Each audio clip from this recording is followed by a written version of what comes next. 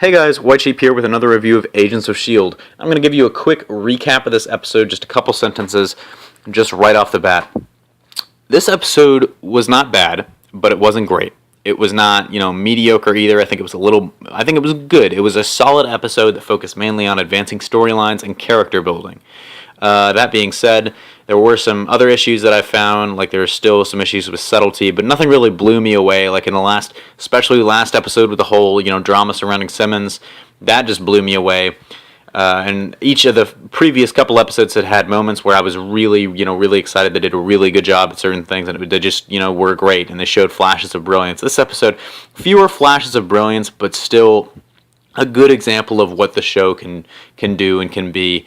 Overall, just a solid weekly output. Now let's jump into a quick recap. This episode saw Ward and Fitz going on a covert mission into a Russian border country, trying to capture a weapon that would actually detonate other people's weapons through sonic waves, I think they said. Now this clearly, is a time for a little bro bonding between the two teammates. But it also gave us some good character development on both ends. At the same time, Coulson, Agent May, and Skye and Simmons were in a S.H.I.E.L.D. facility known as the Hub. I don't know if they actually mentioned where that's supposed to be, but that also gave us a lot of, obviously we got to see Agent Sitwell again after Item 47. We got to see the famous Agent Hand, but we also got a lot of callbacks to other things. Now, let me, jump right into the pros, and one of those is the callbacks. This episode was a lot more subtle in handling the callbacks and the references to the S.H.I.E.L.D. universe. This time we didn't just have Clark Gregg going, oh, when the Asgardian Mussolini stabbed me, blah, blah, blah, the Asgardian guy stabbed me, yes, I got stabbed by Loki. We know Coulson. This episode handled it much better, I think, with callbacks to Agent Romanoff and Agent Barton, clearly a reference to the Black Widow and Hawkeye, and even, references to the Triskelion, which we haven't seen yet, but we will see in Captain America 2. Now, to mention the Triskelion, when they mentioned it, Simmons said, oh, Skye, wait till you see the Triskelion. That to me suggests that it's not quite as out in the open or public as I had thought that it might be from the Captain America 2 trailer and from the, in the Ultimate Comics, it's literally right in New York City. So it should be known. She should see it. She should have seen it. It should be, a public building. But it seems like it'll be a lot more secret. So that'll be interesting to see how they do that. Our early assumptions about that could be incorrect.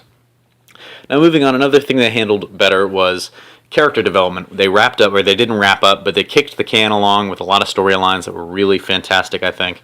For example, Skye's parents, a very prominent example, being in a S.H.I.E.L.D. facility. I love that they took the chance to say, hey, Skye, let's go talk about your parents a little bit because they are connected to S.H.I.E.L.D. somehow. And, of course, that can has been kicked further down the road because Coulson and May are sitting on secrets. They know her mother died and it has something to do with S.H.I.E.L.D. Not sure if she's a S.H.I.E.L.D. agent. Might want to go back and watch that scene again, but there was a seal of some kind on that. Moving forward, it'll be interesting to see where that goes. But also, my favorite storyline that they advanced was Coulson's death. Now, we've heard him say it. Tahiti is a magical place.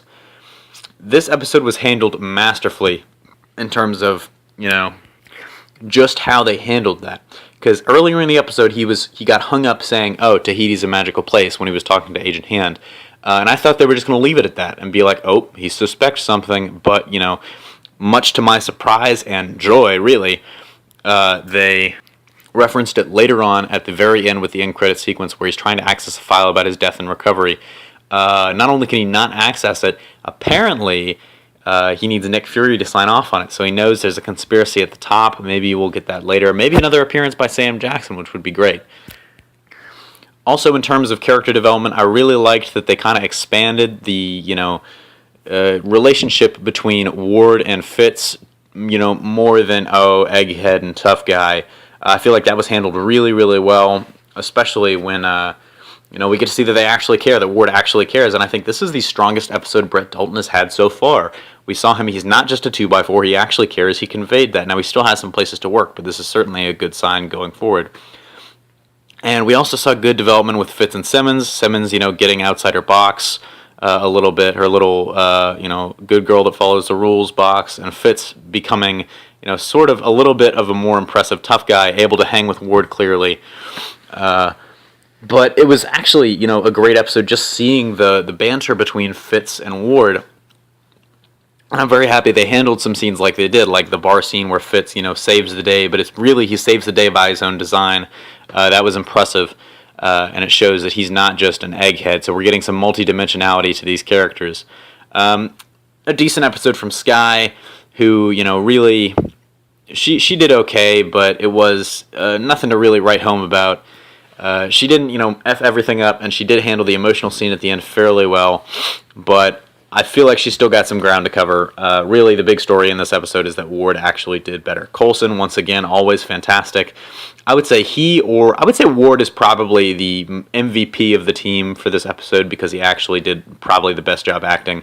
Or he made the most strides. I won't say he did the best job because I think that again goes to Coulson or Fitz or Simmons, but he made the most strides and I saw the most progress.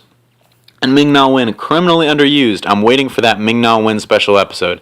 But anyways, on to the cons. Like I mentioned, subtlety is a big thing, and I think subtlety is very important in the writing of a show. And the writing so far for this show has been kind of hit or miss. In this episode, it continued to be hit or miss. Sometimes the characters say stuff that I just don't find, to be believable. It sounds like they're talking through a tin can, I think the phrase is. They don't really have a good ear for dialogue. That certainly, it's not always, but it's sometimes in some conversations, it's like, I don't think that's how normal people talk, guys. But that's really the only con I could find. This episode, certainly, it wasn't, great. It didn't have the flashes of brilliance that the last couple episodes had, and I think this is a solid episode. I do think this is probably, I wouldn't say filler, but I don't think that it's the type of episode that we're going to always see. At least I hope not. I hope they're more like the last 3 or 4 episodes. But it was decent. It did what it needed to do. It advanced the storylines. And I would actually say more good than decent, but certainly not great and certainly not terrible. Now, anyways, for a final score, I would give this episode a 7.5 out of 10. Like I said, a good episode. It gets, a solid C for me. Moving on, if you haven't already liked this video, go ahead and like. Please subscribe if you aren't. It's a good way to see all of our videos, and we try to make at least one a day, and we're, some days more, some days maybe less if we're busy. But please subscribe so you can see all of our videos, and comment. That's a great way to get in touch with us.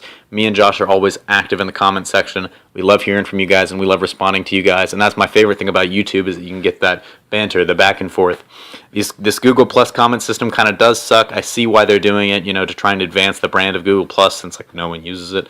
But anyways, I think it's a great system, and it allows us to really interact with you guys. So hit us up in the comments section if you want to say something. Tell us about the video. You can tell me it sucked if you wanted to. Just put it down there. But anyways, all right. Signing off. This is White Sheep, and see you next time.